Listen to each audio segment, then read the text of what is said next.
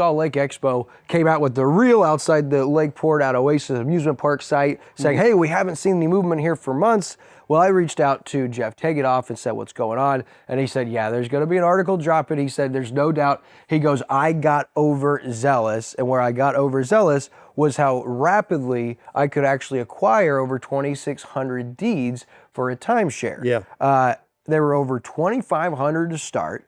There was 13 left at one point in time. And Jeff said, developer Tegethoff, he said, then we started to have to get bounty hunters and started to hire agencies to find these people because until all of the deeds were picked up from the title company, they could not get a clean title. Until a clean title was in place, allegedly they couldn't move forward with some of the progress. And so he has spent hundreds of thousands, if not millions, allegedly, tracking these people down and getting these deeds out. And so now that they have a clean title, he said that they will be all deeds will be final and collected. They can move forward. He says, and there is still going to be a delay. He pushed it back according to Lake Expo's timeline. I think you got a pretty good idea of how long, but I did see it go online and everybody's like, this project's going bankrupt. It's going to be an eyesore. And it's like, well, it doesn't really seem like it. It does seem like this is a much more complex and, process. Can you imagine trying to track down 2,600 people to tell them, hey, come pick up your money for your deed? That would seem to be an impossible task.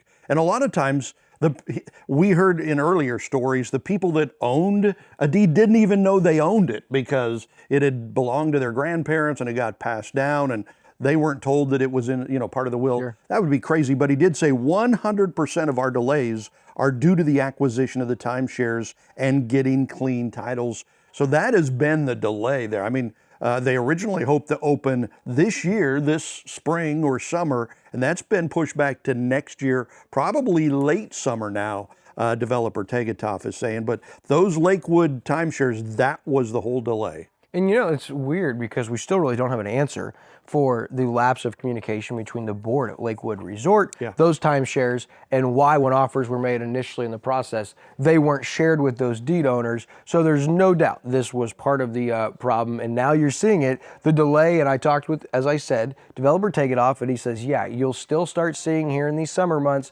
these crates of these big tracks and these parts and these amusement park rides will be delivered on site and start to be assembled. So that's according to developer Tegethoff. We'll play the wait and see game and we'll keep everybody posted. Yeah, he said, Tegethoff says 8 of the amusement park's 12 rides are already on site, just not assembled, and a lot of the footings and foundations are done.